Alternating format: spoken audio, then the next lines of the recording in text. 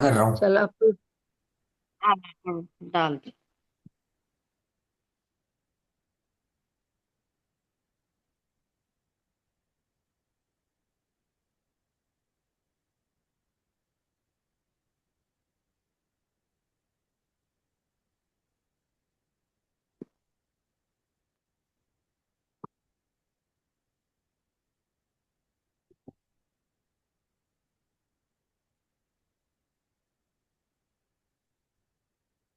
जय जिनेन्द्र। जय जिनेन्द्र। चलिए, सबसे पहले मंगलाचरण शुरू करते हैं। मोक्षमार्गस्य नेतारं भेतारं कर्मभूभृतां ज्ञातारं विश्वतत्त्वानां वन्दे तद्गुणलब्धये। वन्दे तद्गुणलब्धये। बोलिए उमा स्वामी महाराज की जय। बोलिए चौबीसों तीर्थंकर भगवान की जय। द्वादशांग जिनवाणी माता की जय। जैन धर्म की जय। जी। हम तत्वार सूत्र का अध्ययन कर रहे हैं और इसमें हमने 4 अध्याय का अध्ययन कर लिया है। 4 अध्याय हम इसके पढ़ चुके हैं। तो उन 4 अध्याय में हमने क्या पढ़ा था? जीव तत्व के बारे में पढ़ा था।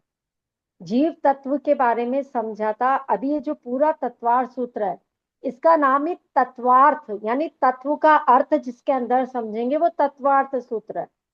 तो पहले के 4 अध्याय में जीव तत्व को समझा केवल, कि जीव क्या होता है, उसका क्या लक्षण है, वो कहाँ कहाँ जाता है, कैसे उसका जन्म होता है, कैसे उसके भाव होते हैं, मतलब सब कुछ जीव के बारे में सब कुछ समझ लिया हमने। अब दूसरे नंबर पे आता है अजीव तत्व। तो जो अजीव तत्व है उसका वर्णन है 5वें अध्याय में। तो हमने आज अजीव तत्व के बारे में समझना है। तो जैसे हमने समझा था कि जीव की परिभाषा क्या होती है? उपयोगो लक्षणम, यानी उपयोगी जिसका लक्षण है वह क्या है? जीव तत्व है। उपयोग मतलब जिसमें चेतना है, जिसमें ज्ञान है, दर्शन है, जानना है, ये जिसका स्वभाव है वो क्या कहलाता है? जीव तत्व कहलाता है। तो अब अजीव तत्व क्या कहलाएगा? जिसमें, बोलो। ज्ञान दर्शन चेतना नहीं हो हाँ, वह जीव। जिसमें ज्ञान नहीं है, दर्शन नहीं है, चेतना का गुण जिसमें नहीं है, वो क्या है? अजीव तत्व है। तो अजीव जो तत्व है उसको समझने के लिए आज इसमें 5वें अध्याय में नया ही टॉपिक चालू हो रहा है जिसको कहते हैं द्रव्य। द्रव्य से संबंधित ये देखो, एक पुस्तक है वृहद द्रव्य संग्रह, जिसमें पूरे द्रव्यों का ही वर्णन है ना? ये नेमिचंद सिद्धांत चक्रवर्ती है, उन्होंने लिखी है पुस्तक। यानी वो जो द्रव्य हैं वो,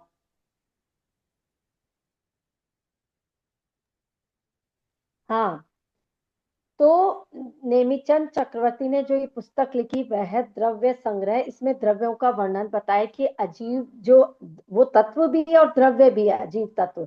तो अजीव के अंदर क्या क्या आता है? अजीव के अंदर आता है धर्म, अधर्म, आकाश, काल, या फिर यूं कहें पुद्गल। ये सब क्या है? अजीब ही है। ये सारे के सारे क्या है? अजीब है। तो पहले तो अपने को डेफिनेशन किसकी समझनी है? अजीब की। तो वो तो सामान्य सी बात सबको समझ में आ गई कि जिसमें चेतनपना नहीं है, जिसमें ज्ञान गुण नहीं है, वो सब क्या है? अजीब है। अब जैसे एक चींटी है। चींटी कितनी इंद्रिय जीव है? चींटी के कितनी इंद्रियां होती है? दो इंद्रिय। 2 इंद्रिय होती है। लेकिन फिर भी उसमें ज्ञान गुण होता है कि नहीं होता है? जैसे उसके आंखें नहीं है, लेकिन वो शक्कर की या अच्छा। मीठेपन की खुशबू से उधर चली जाती है। और यदि पानी डाल दो तो वो पानी से मुड़ करके दूसरी तरफ चली। तो ये क्या है? उसका ज्ञान गुण है कि नहीं? इतनी सी चीज, सिर्फ 2 इंद्रियां, लेकिन जीव है तो जीव में ज्ञान पने का गुण होता ही होता है। वो चीज किसमें नहीं होती?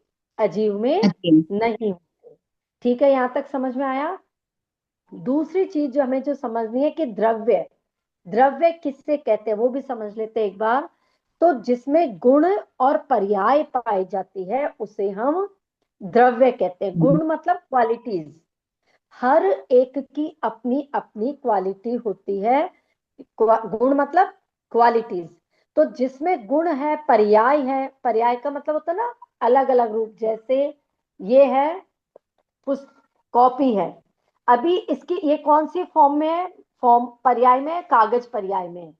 अगर हमने इसको जला दिया तो कौन सी फॉर्म में आ जाएगी, ऐश फॉर्म में। ऐश मतलब राख। क्या बोलते हैं, राख। राख, राख। राख। तो पर्याय बदल गई, पर्याय मतलब फॉर्म मतलब पर्याय, और क्वालिटीज का मतलब आप ये देख सकते हो भाई कागज पर हम कुछ लिख सकते हैं, है ना, और किसी पे नहीं कर सकते, मतलब ये वाला काम। और उसके अलावा जैसे ऐश है, वो जो बनी राख, उससे हम क्या कर सकते हैं, बर्तन को मांजने के काम में ले सकते हैं, कोई चीज को रगड़ने, है ना। तो ये अपनी अपनी क्वालिटीज होती है और अपनी अपनी फॉर्म होती है, उसको बोलते हैं द्रव्य। दो परिभाषाएं आ गई समझ में, द्रव्य किसे कहते हैं और अजीव किसे कहते हैं। ठीक है, क्लियर। चलो अब पहला सूत्र प्रारंभ करते हैं। सूत्र नंबर पहला, अजीव काया धर्मा धर्माकाश पुद्गलाः। सॉरी, अजीव काया धर्मा धर्माकाश पुद्गला। अब इसको पढ़िए आप एक बार। अजीव काया धर्मा धर्माकाश पुद्गलाः। नहीं, पुद्गला नहीं है, पुद्गला, है ना, विसर्ग है। पुद्गला विसर्ग है। है। विसर्ग है। अच्छा, ठीक है, धर्मा धर्माकाश पुद्गलाः। ठीक है। चलिए अब देखो क्या बता रहे हैं पहले सूत्र में, अजीव काया यानी अजीव, और काया मतलब काय। अब काय का मतलब सिर्फ यहाँ शरीर से या बॉडी से नहीं समझना है, कायवान का मतलब यहाँ हम निकालेंगे जो दो या दो से ज्यादा प्रदेशों से मिलकर के बना हुआ हो, उसको बोलते हैं कायवान। ठीक है, दो या दो से अधिक प्रदेशों से मिलकर के जो बना हो उसे कायवान कहते हैं, लिख लो ये भी। अब वो चीजें क्या क्या है, यानी जो अजीव भी हो और कायवान भी हो, वो क्या क्या है, धर्मा यानी धर्म, फिर यहां से संधि विच्छेद करते हैं, धर्मा धर्म ना तो अधर्म भी निकल रहा है, तो धर, अधर, फिर आकाश और पुद्गल, ये चारों के चारों क्या हैं, अजीव भी है और कायवान भी है। कायवान मतलब दो से अधिक प्रदेशों से मिलकर के जो बनता है। प्रदेश की डेफिनेशन लिख लो एक बार, कि जितने क्षेत्र में एक परमाणु रहता है उसे क्षेत्र कहते हैं या प्रदेश कहते हैं। ठीक है,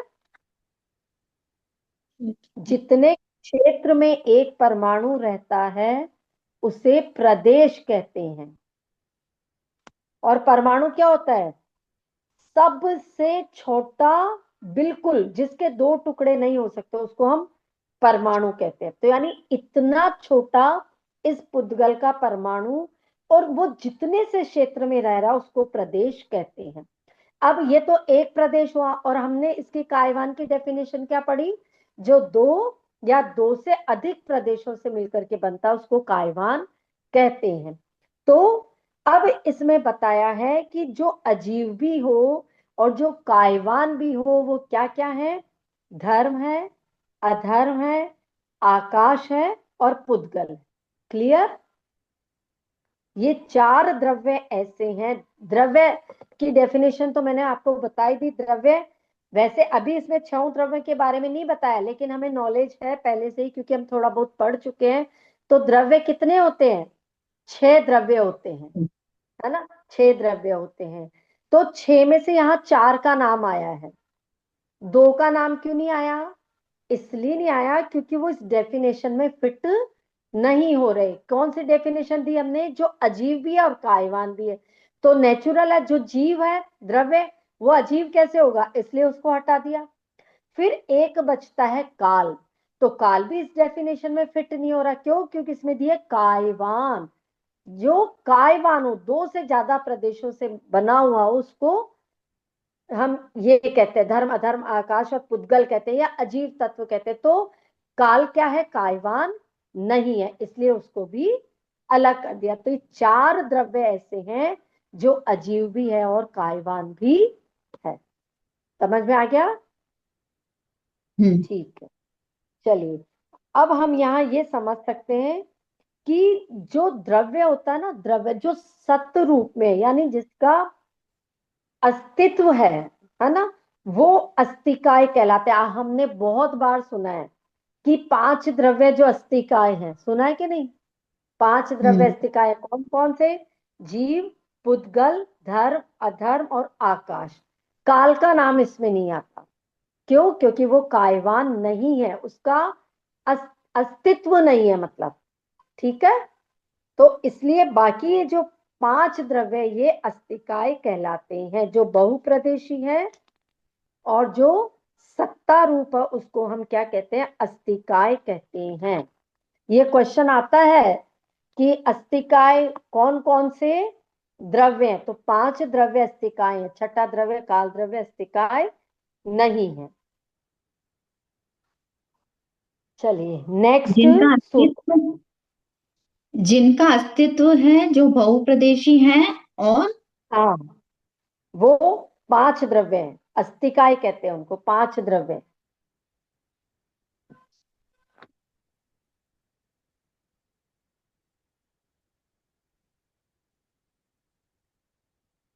ठीक है, चलिए। हम्म। सूत्र नंबर 2, द्रव्याणि। दूसरा सूत्र क्या? पढ़िए। द्रव्याणि। हाँ, नहीं, नी बड़ी नहीं लगाना, द्रव्याणि। वापस बोलो। द्रव्याणि। हाँ, द्रव्याणि। द्रव्याणि। द्रव्याणि, ये सब के सब क्या हैं? द्रव्य हैं। कौन सब के सब? जो ऊपर हम पढ़ के आए हैं। ऊपर जो पढ़ के आए, क्या क्या पढ़ा हमने? धर्म, अधर्म, आधार। आकाश और बुध। ये सब बताया इस सूत्र के हिसाब से, वो सब के सब क्या हैं? द्रव्य हैं। और द्रव्य की डेफिनेशन हमने पहले ही बता दी, जिसमें क्वालिटीज है, जो अलग अलग फॉर्म्स में होता है, या जो गुण और पर्याय से उगता है, उसको हम द्रव्य कहते हैं। जो द्रव्य शब्द है, वह ध्रुव धातु से मिलकर के बनता है। द्रव्य का मतलब कौन सी धातु से मिलकर के बना है? वो ध्रुव। इसका ध्रुव। मतलब होता है प्राप्त होना या प्राप्त करना। अब क्या प्राप्त करना? क्वालिटीज को, गुण को प्राप्त करना। तो वो चीज क्या कहलाती है?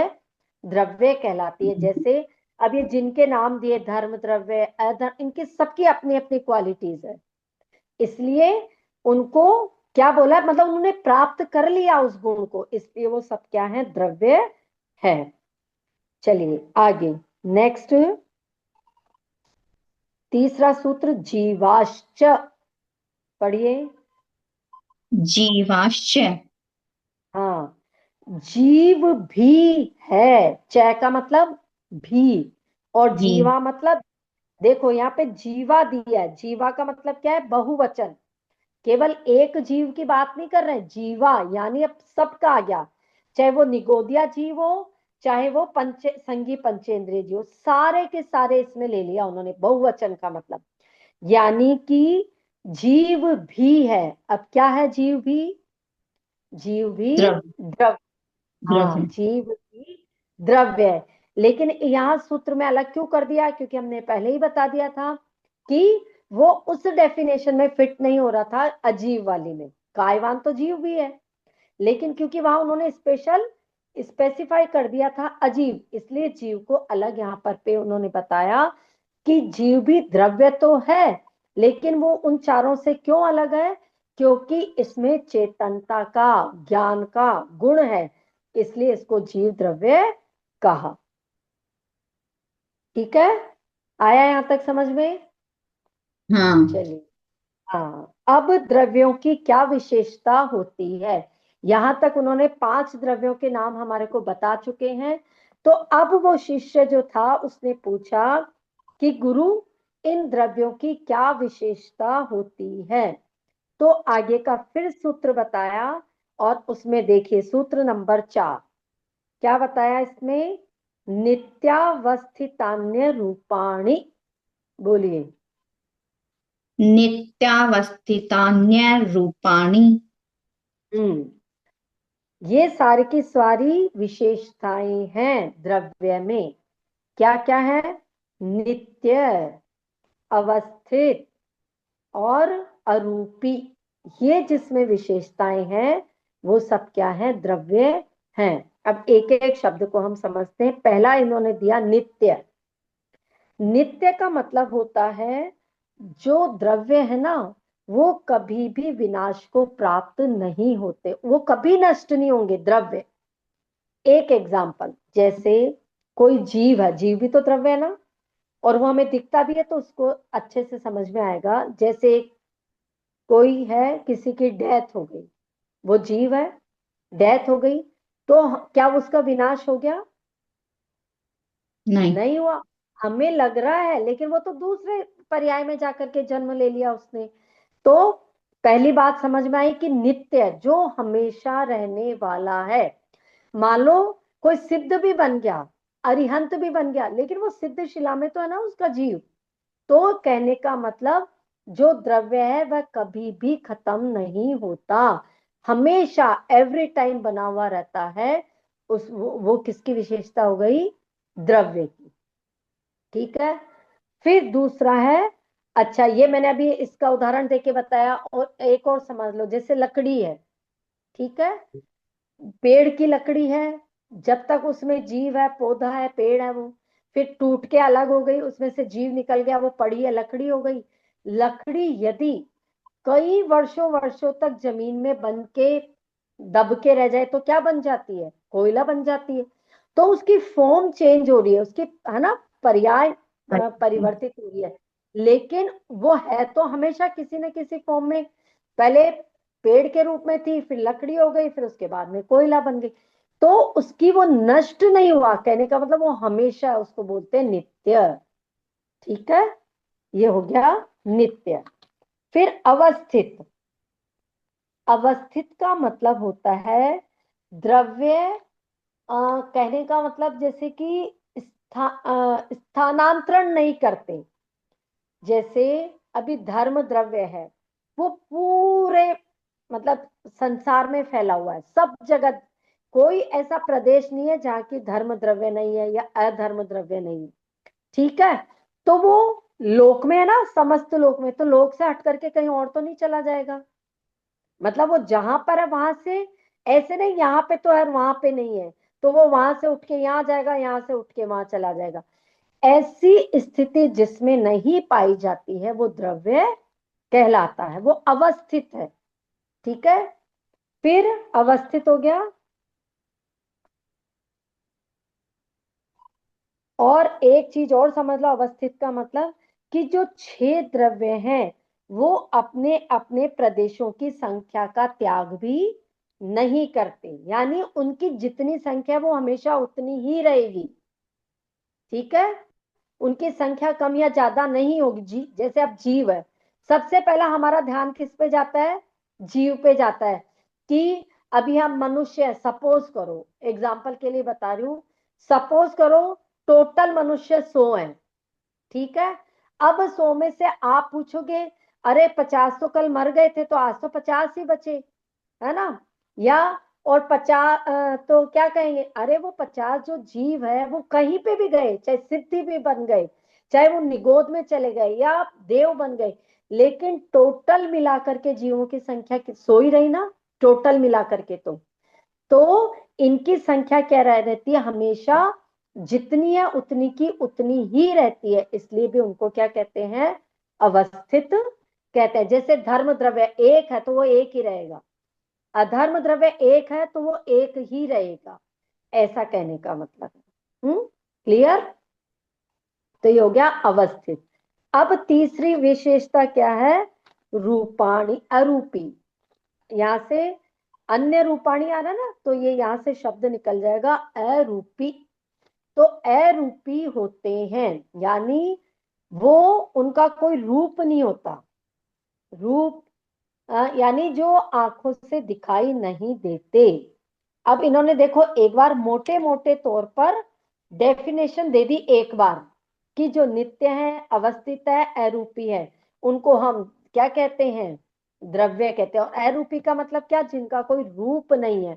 और जिनका रूप नहीं है उससे क्या मतलब समझते हैं? देखो, रूपी शब्द बोलते ही फर्स्ट चीज हमारे माइंड में क्या क्लिक होती है? ये पीली है, ये नीली है, ये लाल है ना, रंग दिखाई देता है। जैसे आपने नीला सूट पहना है, मैंने ब्लैक कलर का टॉप पहना है, जो भी है ना। तो अरूपी कहने का मतलब होते ही ये हो जाता है कि उसका कोई रंग है ही नहीं। क्योंकि जो रंग वाली चीज होती है वही तो दिखाई देती है हमारे को। जैसे सफेद है तो वो भी तो रंग है, सफेद भी रंग है। ये कागज है, सफेद है, लेकिन दिख रहा है ना हमें। तो यानी जो चीज दिखाई ही नहीं देगी हमारे को बिल्कुल। अब रूपी में ये भी आ जाएगा, जैसे हमें उसका स्पर्श नहीं समझ में आएगा, है ना। जैसे हवा है, दिखती तो नहीं है पर स्पर्श तो होता है उसका। तो जो चीज दिखाई नहीं दे रही, स्पर्श में नहीं आ रही, तो इसका मतलब वो अरूपी है। ठीक है। तो फिर नेक्स्ट क्वेश्चन उठ गया, क्योंकि जो चार द्रव्य हमने पढ़े थे फर्स्ट में, उसमें पुद्गल भी आया था। तो पुद्गल तो हमें दिखाई देते हैं। पुद्गल तो सब कुछ दिखता है कि नहीं? ये टेबल है, ये फोन है, ये बॉक्स है, ये मोबाइल, सब कुछ जो दिख रहा है वो पुद्गल है। तो फिर उन्होंने आगे बोला, जैसे ही शिष्य ने प्रश्न किया कि ये चीजें तो हमें दिखाई दे रही है और आप कह रहे हो द्रव्य रूपी होते, तो उन्होंने कहा रुको रुको सुनो, रूपिण है पुद्गला। क्या कह दिया? रूपिण है पुद्गला। बोलो। रूपिण है पुद्गलः। हाँ, रूपिण है पुद्गला।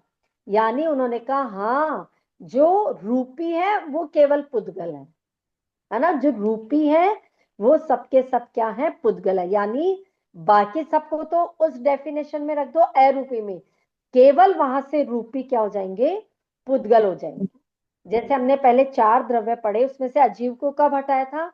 जब उन्होंने कहा अजीव जो है, तो जीव तो अजीव नहीं हो सकते, तो इसलिए हटा दिया था।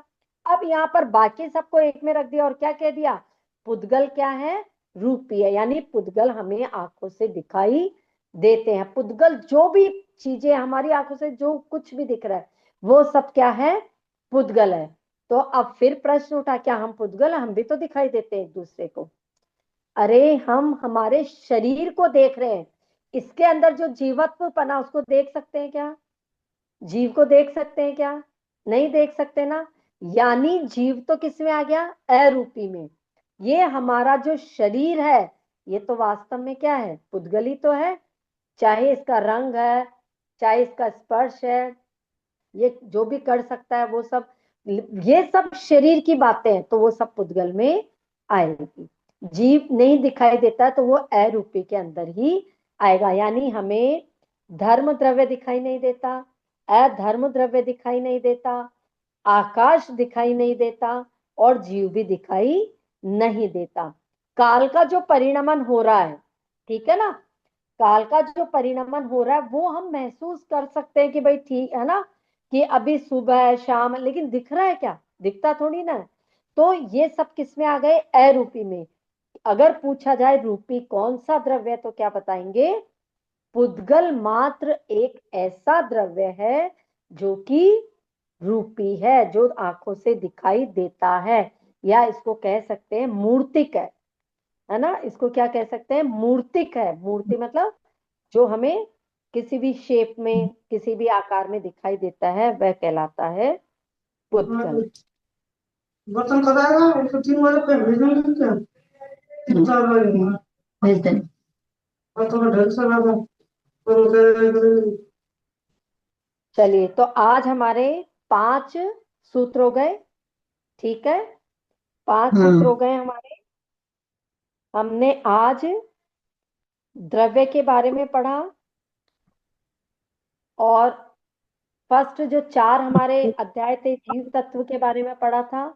आज अजीव के बारे में पढ़ रहे हैं, और जिसमें हमने समझा कि इनकी द्रव्य की डेफिनेशन क्या होती है, कौन कौन से द्रव्य हैं जो अजीवाए हैं, अजीव भी हैं, कायवान भी हैं, और किसमें चेतनता है।